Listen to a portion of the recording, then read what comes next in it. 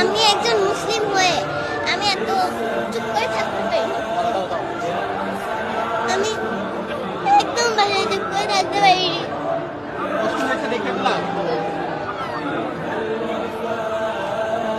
যখন দেখেছো তখন কি মনে হয়েছে? কেন আমার ভাই বোনদের উপর, কেন এত ছোট বাচ্চাদের উপর অত্যাচার করছে? আর আর কি কি খারাপ লেগেছিল? আমাদের মুসলিমদের উপরে কেন এত অত্যাচার করা হয়? আমি এসব ভাবতে পারি না। খুব খারাপ লেগেছে তোমার? ছোট ছোট বাচ্চা তোমার বয়সী যারা ছিল তাদের কথা আমার থেকেও ছোট বাচ্চাদের ওরা হত্যা করছে। ওদের বিচার চাইতে, ওদের বিরুদ্ধে আমি এখানে এসেছি। কার নিয়ে এসেছে তোমার সঙ্গে? আমার বাবা এসেছে। বাবাকে নিয়ে এসেছে। বাবা কোথায়? ওই যে, বাবার এদিকে আসেন ভাইয়া, এদিকে আসেন ভাইয়া। বাবার সঙ্গে নিয়ে এসেছে? জি, বাবাকে তুমি বলেছিলে না বাবা তোমাকে নিয়ে এসেছে?